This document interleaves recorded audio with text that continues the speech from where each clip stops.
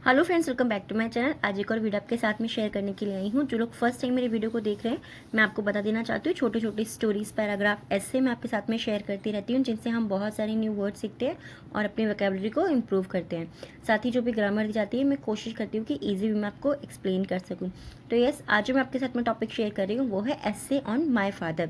मेरे को काफ़ी सारे कमेंट्स आए थे कि माई मदर्स के ऊपर तो आपने काफ़ी सारे ऐसे बना दिए, बट माई फादर के ऊपर नहीं है, इसीलिए ये टॉपिक आपके साथ में शेयर कर रही हूँ। और देखते हैं क्या है इसके अंदर। Usually people talk about a mother's love and affection in which a father's love often gets ignored. Usually यानी कि आमतौर पर, people talk about, people means लोग, टॉक मीन्स बात करते हैं, अबाउट मीन्स के बारे में, अब मदर्स लव एक मम्मी के प्यार के बारे में, एंड अफेक्शन और स्नेह के बारे में। अक्सर लोग मम्मी के प्यार के बारे में और अफेक्शन के बारे में बात करते हैं। इन विच जिसमें अ फादर्स लव एक पिता का प्रेम या पिता का प्यार, ऑफन यानी कि अक्सर, गेट्स इग्नोर्ड। देखिए यहाँ पे एक चीज आप ध्यान रखिएगा, ग्रामर वाली चीज है वो बहुत इंपॉर्टेंट है। गेट्स इग्नोर्ड यानी कि वो इग्नोर कर दिया जाता है। यहाँ पे हमने गेट का किस लिए यूज किया है, करने के लिए, ठीक है। इग्नोर्ड यानी कि उसको नजरअंदाज कर दिया जाता है, ठीक है।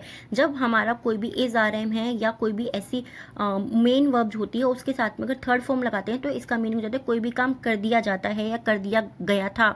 इस तरीके जो भी सेंटेंस आते हैं उसमें हम थर्ड फॉर्म का यूज करते हैं और इन सेंटेंस को हम पैसिव सेंटेंस बोलते हैं, ठीक है। इन विच जिसमें एक पिता के प्रेम को नजरअंदाज कर दिया जाता है। A mother's love is talked about repeatedly everywhere. अब मदर्स लव एक मम्मी के प्रेम के बारे में, इज टॉक्ड यानी कि कहा जाता है, मम्मी के प्रेम के बारे में कहा जाता है, अबाउट के बारे में, ठीक है, मम्मी के प्रेम के बारे में कहा जाता है बार बार, एवरीवेयर हर जगह, मम्मी के प्रेम के बारे में बार बार हर जगह कहा जाता है। सिंपली आप समझ गए ना, इस तरीके से इन मूवीज, फिल्मों में, इन शोज एंड मोर, और बहुत सी जगह पर। येट अभी भी what we fail to acknowledge, what क्या, वी फेल हम असफल हैं, ठीक है, वी फेल यानी कि हम असफल हैं, टू एक्नॉलेज, एक्नॉलेज मीन्स क्या होता है, एक्नॉलेज मीन्स होता है स्वीकार करना, किसी भी चीज को या किसी भी बात को स्वीकार करना। येट अभी भी, या आप ये भी बोल सकते हैं कि अभी भी या आज भी, बट अभी भी इसके लिए बिल्कुल करेक्ट होता है, ठीक है। हम स्वीकार करने में फेल हैं यानी कि असफल हैं। Is the strength of a father, एक पिता की स्ट्रेंथ को यानी कि एक पिता की ताकत को स्वीकार करने में हम असफल हैं। ऑफ का मीनिंग होता है का, मैं बहुत सारी वीडियोस में आपको बता चुकी हूँ। छोटे छोटे से वर्ड्स को भी अगर आप ध्यान से देखेंगे तो आप बहुत ज़्यादा इंप्रूव करेंगे। विच ऑफन गोज अननोटिस्ड, विच जो कि ऑफन यानी कि अक्सर, गोज अननोटिस्ड जिसको अक्सर ध्यान नहीं दिया जाता है, ठीक है। Father's blessing which not many people have in their life, father's blessings यानी कि पिता का आशीर्वाद, विच जो कि नॉट मैनी पीपल हैव बहुत से लोगों के पास नहीं है, इन देयर लाइफ उनके जीवन में, पिता का आशीर्वाद जो कि बहुत सारे लोगों के जीवन में नहीं है। It would also be wrong to say that every father is the ideal hero for their kids, ठीक है। But it would also be wrong, it would यानी कि ये कहना होगा, ठीक है, बी मीन्स होना, रॉन्ग मीन्स गलत, ये कहना भी गलत होगा। यहाँ पर ये नहीं कह रहे कि ये बिल्कुल 100% है, बट ऐसा हो सकता है, इसीलिए हमने यहाँ पर वुड का यूज किया है, ठीक है। It would be also wrong, ये कहना भी गलत होगा, टू से मीन्स ये कहना भी गलत होगा, दैट कि every father is the ideal hero, कि हर एक पिता जो है वो आदर्श नायक है, फॉर देयर किड्स उनके बच्चों के लिए, कि हर पिता जो है आदर्श नायक है उनके बच्चों के लिए। बिकॉज क्योंकि that is not the case, क्योंकि ये मामला या ये वाली बात नहीं है या ये मामला नहीं है, ठीक है। However, हालांकि I can vouch of my father without any second thought.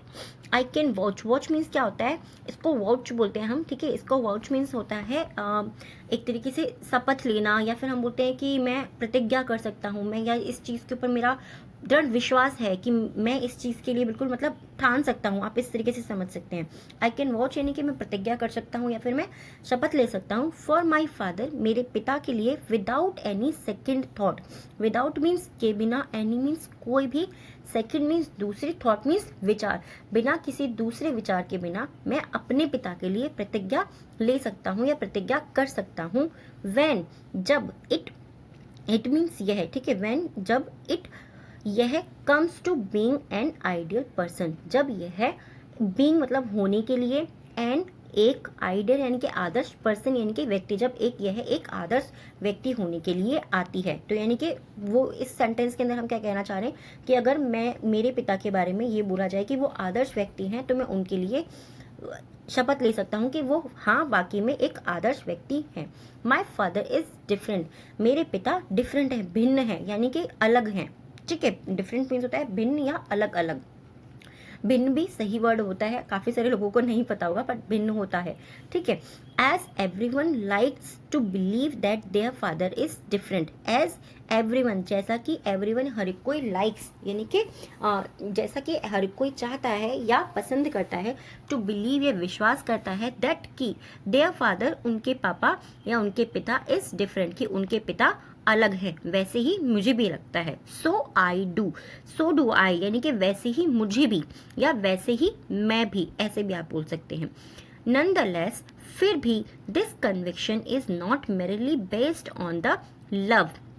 ठीक है, फिर भी दिस कन्विक्शन यानी कि यह दृढ़ विश्वास is not merely, is means है, नॉट मीन्स नहीं, मेरली मीन्स केवल, यह विश्वास केवल, बेस्ड यानी कि किसी भी चीज़ पर आधार होना, किसी भी चीज़ पे बेस्ड होना, यानी कि मैं कहती हूँ ना कि ये चीज़ इस बेस्ड पे, यानी कि हमारा ये जो वीडियो है इसका बेस्ड क्या है, ये है कि ये ऐसे है माई फादर के ऊपर, तो बेस्ड हो गया है क्या, आधार, कि हमारा आधार क्या है, किस चीज़ के बारे में हम बात कर रहे हैं। तो इसका मीनिंग हो गया this conviction is not merely based on the love, ये जो दृढ़ विश्वास है ये केवल प्यार पर आधारित नहीं है। आई हैव फॉर हिम, जो मेरा उनके लिए है, आई हैव फॉर हिम जो मेरा उनके लिए है, बट लेकिन also because of his personality, लेकिन ऑल्सो भी बिकॉज क्योंकि ऑफ हिज पर्सनैलिटी, उनके व्यक्तित्व के लिए भी है, यानी कि एक पिता के एक बेटे के रूप में जो मैं उन्हें प्रेम करता हूँ, ये मेरा जो विश्वास है वो सिर्फ इस चीज़ के लिए नहीं है, बल्कि वो एक अच्छे व्यक्ति हैं,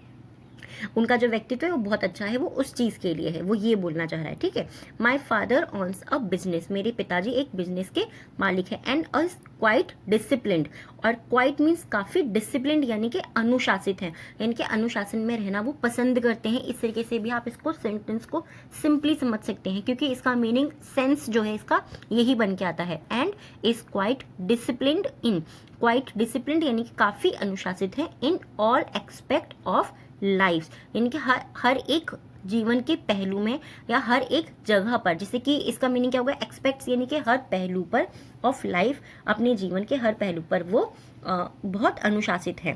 सिंपली आप इस चीज़ को समझ आइए कि वो अपने घर पर भी बहुत डिसिप्लिन में रहते हैं, ऑफिस में भी बहुत डिसिप्लिन में रहते हैं, अपने फ्रेंड्स के साथ में भी डिसिप्लिन में रहते हैं, इस तरीके से। ही इज़ द वन, वह एक है, हु टॉट मी, जिन्होंने मुझे सिखाया है, टीच की ही थर्ड फॉर्म है, यानी कि जिन्होंने मुझे सिखाया है। टू ऑलवेज यानी कि हमेशा, प्रैक्टिस, टू ऑलवेज प्रैक्टिस हमेशा प्रयास करने का, डिसिप्लिन हमेशा डिसिप्लिन का प्रयास करने का उन्होंने मुझे सिखाया है। No matter what I do, no matter चाहे जो भी हो, व्हाट वर्क आई डू, जो भी कार्य मैं करूँ। ठीक है, सिंपली आई होप ये टॉपिक आपको पसंद आया होगा। इसका पार्ट 2 मैं आपके साथ में बहुत जल्दी शेयर करूँगी, क्योंकि ये पार्ट 1 है। इसी तरीके से जब भी हम कोई सेंटेंस लिखते हैं या हमें जब भी कोई एस्से लिखना होता है, तो उसकी शुरुआत के लिए आपको एक बेस बनाना पड़ता है। तो वो बेस जो है, इसमें आपने क्या देखा कि हमने शुरुआत किस तरीके से की, अगर बहुत सिंपल वे में लें कि हमने माँ से ही शुरू किया, क्योंकि माँ के बारे में ज़्यादा बात की जाती है। और डिटेल में आपको नेक्स्ट वीडियो में बताऊंगी। अभी 3 वर्ड्स हैं, इनको आपको सेंटेंस बनाने हैं और कमेंट बॉक्स में लिखना है। फर्स्ट वर्ड इज रिपीटेडली, यानी कि बार बार। नेक्स्ट है कन्विक्शन, यानी कि दृढ़ विश्वास। एंड थर्ड है हमारा एक्सपेक्ट्स, यानी कि पहलू। और आज के डिक्टेशन के जो 3 वर्ड्स हैं, वो फर्स्ट वर्ड है डिक्टेशन का यूजुअली, सेकेंड वर्ड है अफेक्शन, एंड थर्ड वर्ड है पाउच। आई होप ये वीडियो आपको पसंद आया होगा, और पसंद आया तो प्लीज़ मुझे कमेंट में ज़रूर बताइएगा। और जब भी ऐसे लिखते हैं तो आप थोड़ा सा उसका बेस बनाने की कोशिश कीजिएगा। काफ़ी सारे कमेंट्स आते हैं, इसीलिए मुझे लगा कि ये चीज़ आपके साथ में ज़रूर शेयर करनी चाहिए। और एक मैं डीप वीडियो भी आपके साथ में शेयर करूँगी कि अगर आप कोई ऐसे लिखते हो तो आपको क्या क्या चीज़ें उसमें ध्यान रखनी चाहिए। विद ऐसे मैं आपको